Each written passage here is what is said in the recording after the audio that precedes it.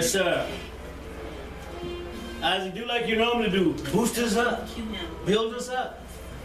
I'm gonna try to boost and build as much as I can. And ladies and gentlemen, you just tuned into a old show, new time. They gonna be on for an hour. Anybody know anything about love? Love Power is gonna be on every Sunday from 2 until 3, right here on AM 1600 WMQM. No more breaking up. Hey, you missed Sunday? Let's look at Monday. No, you're gonna get it all in 1 hour, right on the Love Power Show. What about it, Alan? Just messing with you. Yeah. AM 1600 WMQM. Yes, sir. Love Power new time from 2 to 3 every Sunday, right here on your station, the People Station. Yes. AM 1600 WMQM. Let's go. Come on, put your hands together. Yeah. Ready to get around into it? Give him let him roll a minute and a half. A minute.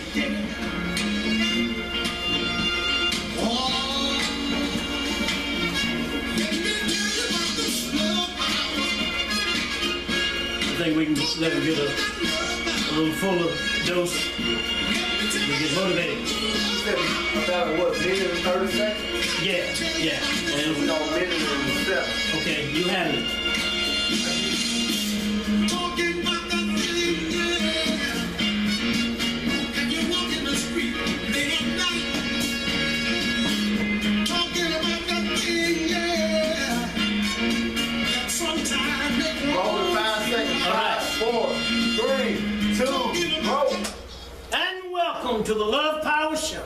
Another exciting and informative edition of the Love Power Show. Call somebody, because they're on the air, screaming loud and sparing none, posing solutions to the problems that the people face, analysis, examination, doing it in rare form.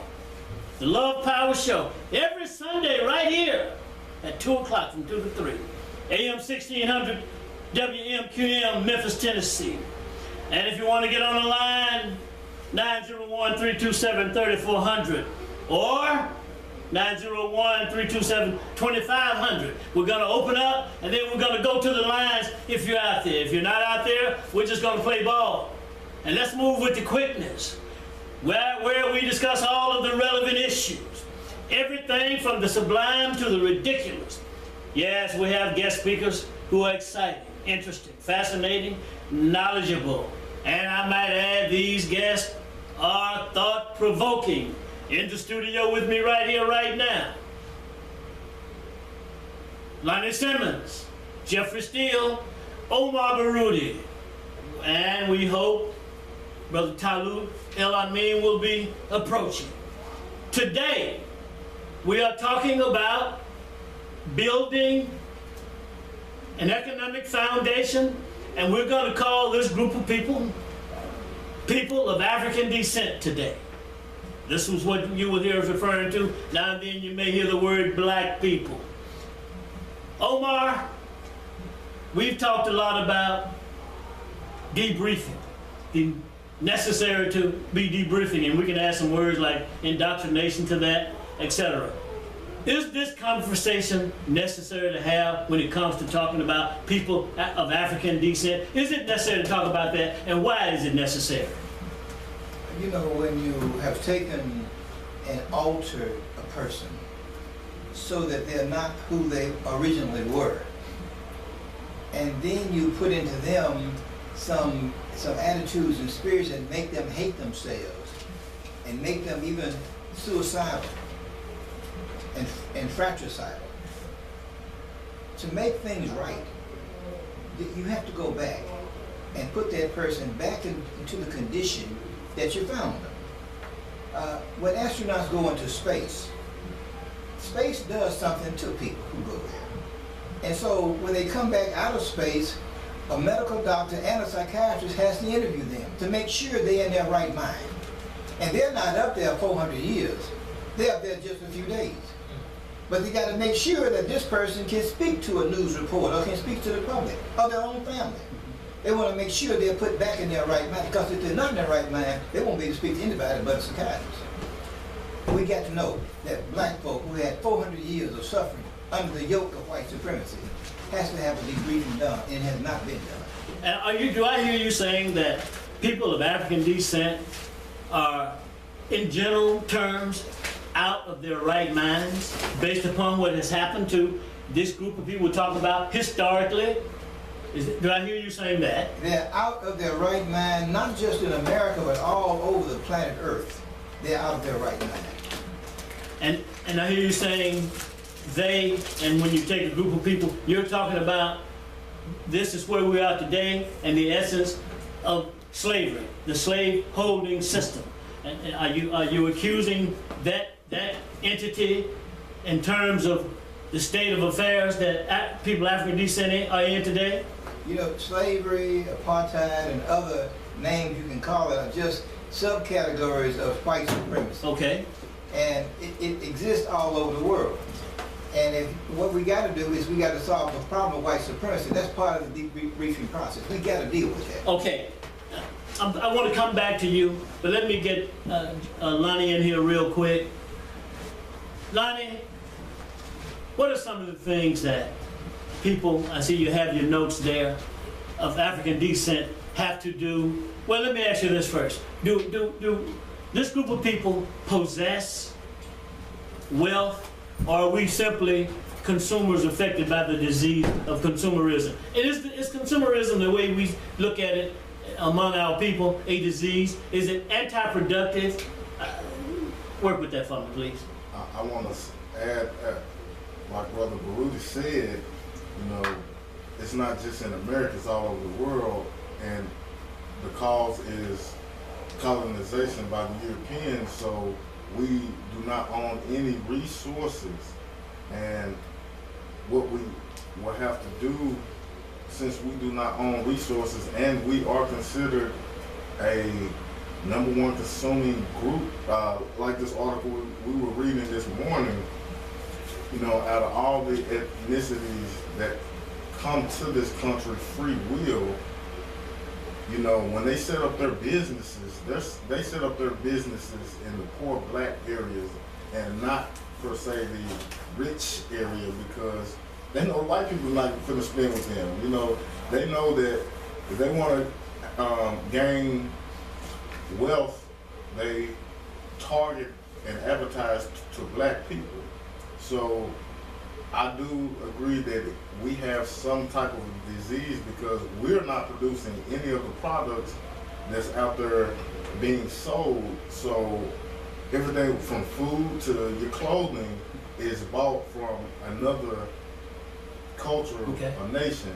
Okay. And until we own our products and we are able to be the seller and not just the buyer, you know, that disease is going to continue. I got it. Jeffrey, is that a true statement? And what is wrong, if that's a true statement, what is wrong with a group of people who do nothing for the most part? Now, we're not saying there are no black people who are producing and manufacturing. Right. But for the most part, this state of affairs that we see ourselves in, we look at it, we take a look at it, and we have something to say about it. Are we out of touch with reality, or are we just crazy sitting here at this table? Come on, Jeffrey. Well, let's talk about what crazy is. Okay. Okay. Say crazy is doing the same thing over and over and over again and expecting a different result. Well, one thing that we find, well, just to go back to what Brother Lonnie was saying about the article that we read, I'll read a little excerpt from Okay. it.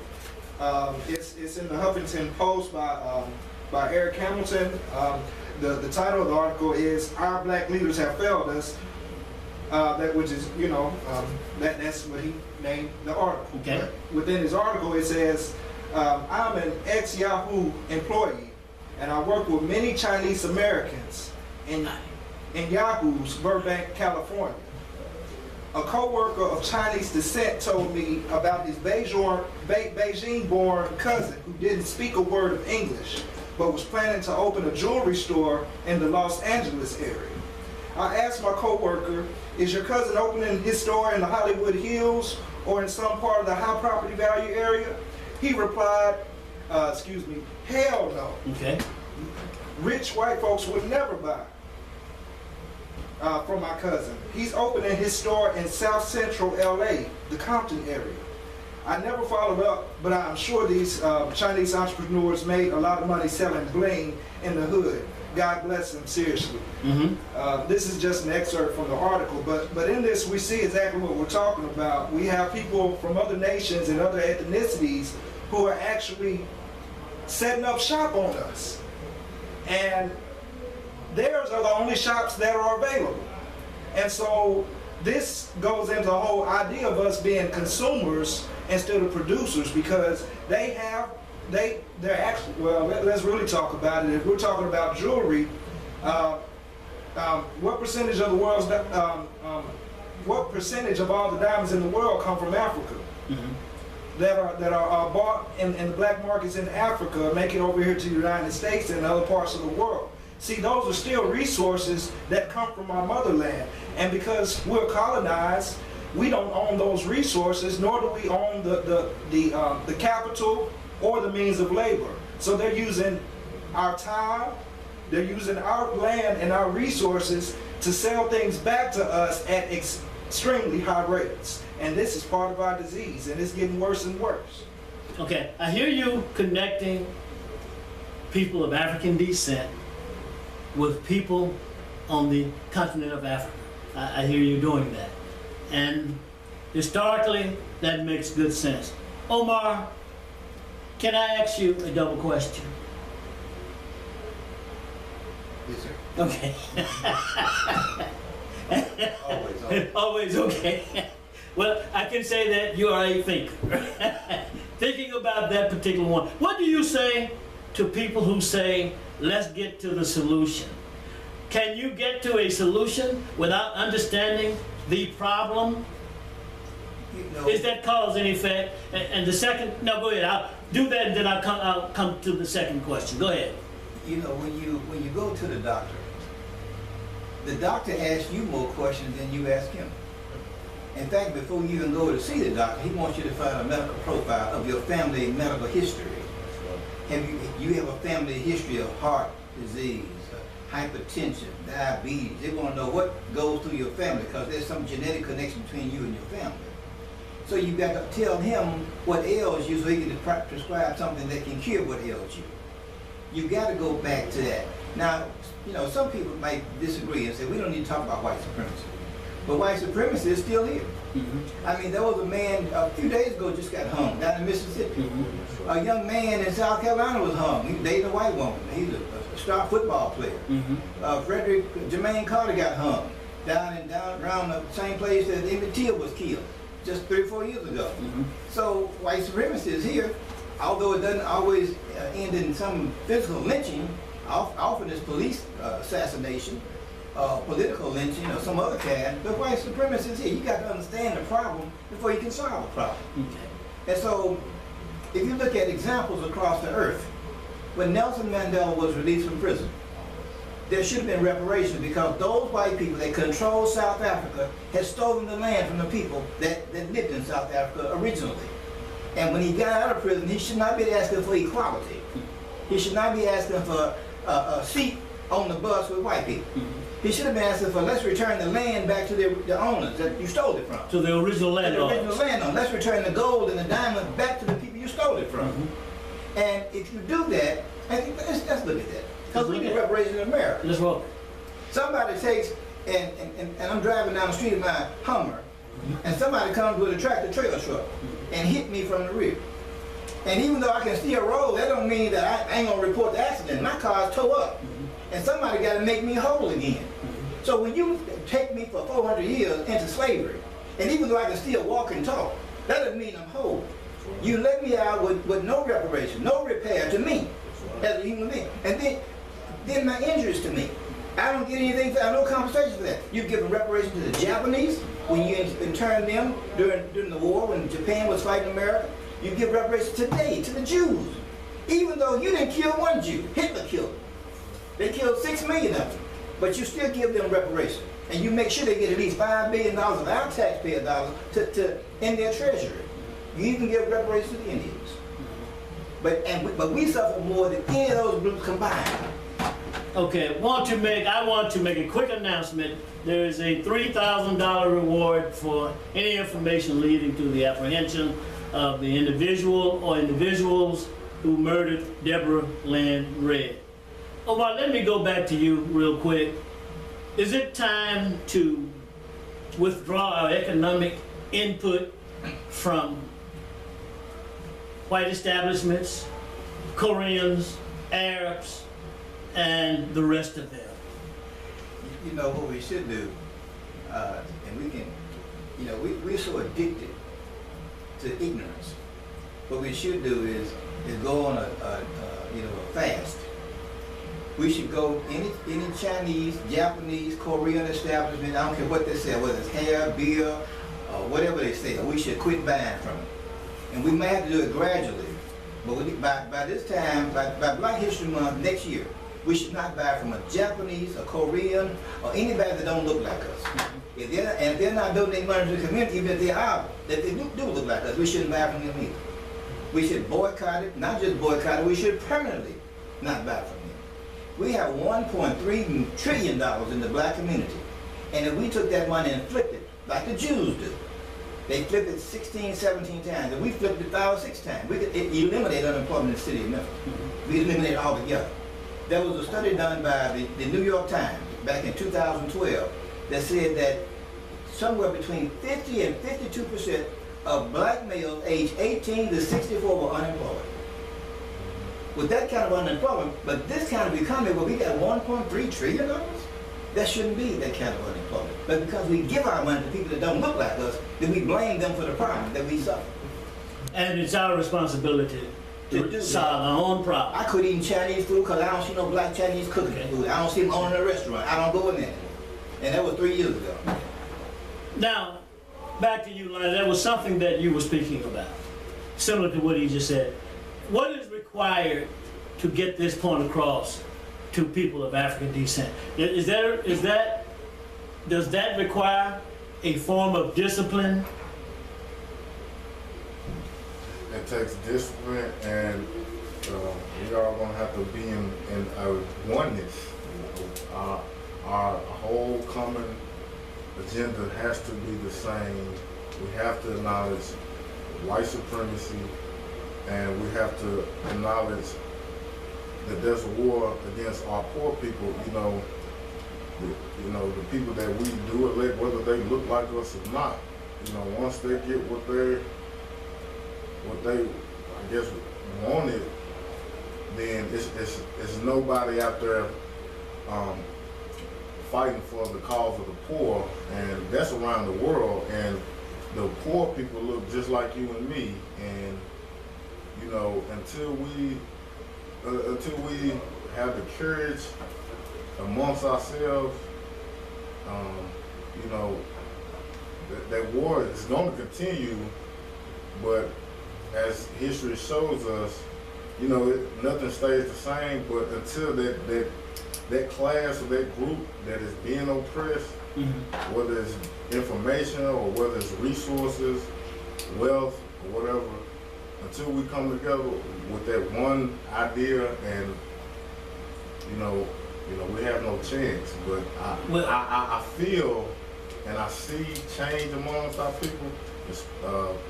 We was speaking last time about the consciousness of what, and it should be about the empowerment of the descendants of the Africans that is here being oppressed on all levels of society, whether you consider the so-called middle class or not. But if you're not fighting for the cause of liberating your people, then you are oppressing your people. So until we, like y'all was just saying, until we fully understand this racism and talk about it and understand the root of it and what we have to do to attack the root and not just the branches that fall, we have to go ahead and attack the root, and that has to be our #1 goal. Gotcha. Jeffrey, what about this family thing? Is family planning the basis